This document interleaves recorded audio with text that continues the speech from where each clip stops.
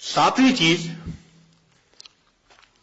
जिससे कि इंसान के दिल पर नूर उतरता है वो है तकवा को इख्तियार करना।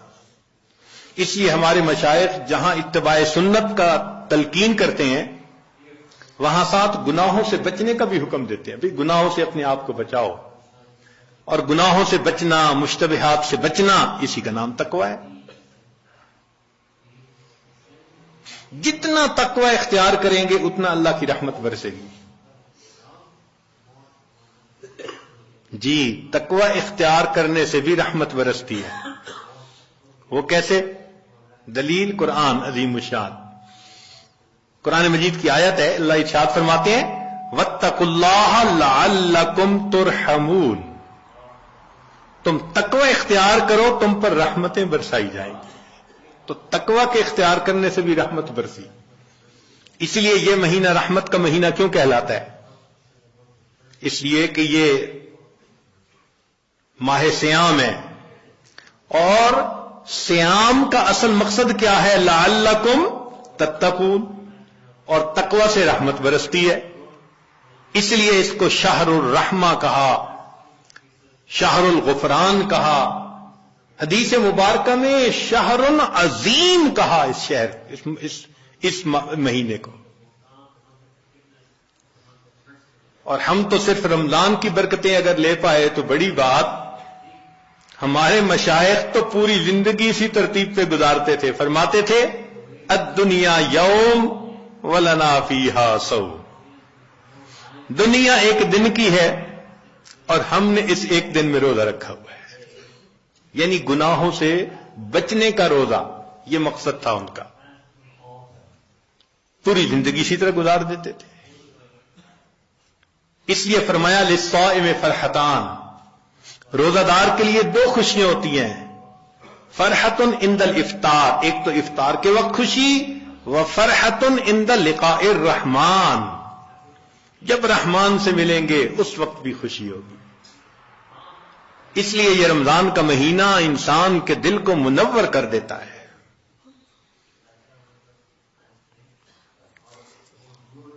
जाहिर में तो नजर आता है कि जी भूखा रहना पड़ेगा,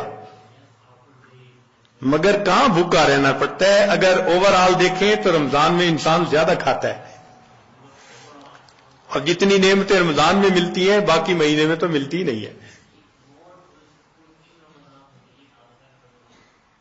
मगर रमजान मुबारक में वाकई रोजादार पर अल्लाह की रहमत बरसती है।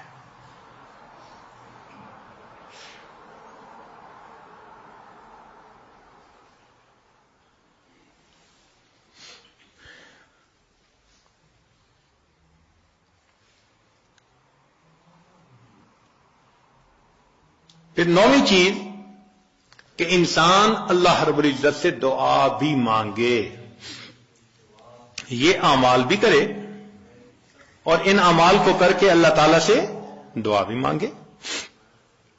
ए अल्लाह मेरे दिल को मुनव्वर फरमा दीजिए, मेरे दिल को ग़िज़ा पहुंचा दीजिए, मेरी रूह को मुनव्वर कर दीजिए।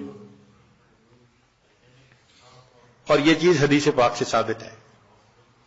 नबी अलैहिस्सलाम जब फजर की सुन्नतें अदा फरमा के मस्जिद में तशरीफ ले जाते थे तो हदीस पाक में है कि रास्ते में नबी अलैहिस्सलाम दुआ मांगते थे, अल्लाहुम्मा जअल फी क़ल्बी नूरा वफी बसरी नूरा वफी समी नूरा वफी वान यमीनी नूरा वान शिमाली नूरा वमिन खल्फी नूरा वमिन अमामी नूरा वजअलनी नूरा, अल्लाह मुझे ही नूर बना दे।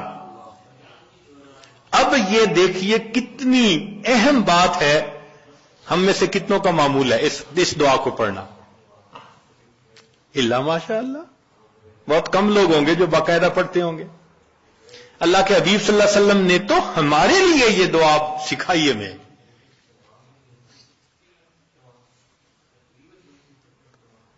दिनों पे दिन गुजर जाते हैं, महीनों पे महीने, ये दुआ मांगी नहीं होती। अल्लाह के हबीब सल्लल्लाहु अलैहि वसल्लम दुआ मांग रहे हैं, अल्लाहुम्मा जअलनी, अल्लाह मुझे ही नूर बना दे। आज वक्त है इस नूर को हासिल करने का। अगर दुनिया में इस नूर को हासिल न किया तो फिर क़यामत के दिन परेशानी होगी। اس لیے جو نیک کام کرتا ہے، شریعت و سنت کی اتباع کرتا ہے، اللہ تعالیٰ کا قرب حاصل کرتا ہے تقوی کے ذریعے، تو فرمایا افمن کان میتن فاحییناہ، اور وہ جو مردہ تھا اس کو ہم نے زندہ کیا، وجعلنا لہ نور، اور اس کو ہم نے نور عطا کیا، یمشی بہ فی الناس، اس نور کو لے کے وہ انسانوں میں چلتا ہے اور دین کی دعوت کا کام کرتا ہے۔ تو اس نور کو دل میں لینا یہ انتہائی ضروری ہے ہمارے لیے، اور اس نور کو لینے کی جگہ فقط یہ دنیا ہے، اس کے بعد یہ نور نہیں مل سکے گا۔ اس کی مثال یوں سمجھ لیجئے، انسان کے بدن کے بننے کی جگہ ماں کا پیٹ، اگر بچہ اس طرح سے پیدا ہو کہ دونوں آنکھیں نہ بن سکیں تو دنیا کا کوئی ڈاکٹر دنیا میں آنکھیں نہیں بنا سکتا اس کی۔ کئی بچوں کی انگلیاں، ان کی گروتھ پوری نہیں ہوتی تو دنیا میں آ کے پوری نہیں ہو سکتی، کیونکہ ماں کا پیٹ اس کی گروتھ کی جگہ ہے۔ اگر پوری ہو گئی تو بہت اچھا، اگر نہیں تو پھر وہ کمی رہے گی۔ یہی حال انسان کی روح کے معاملے کا، کہ روح کے بننے کی جگہ یہ زمین و آسمان کا پیٹ ہے۔ بن گئی روح تو بہت اچھا، نہ بنی تو آگے جا کے نہیں بن سکتی۔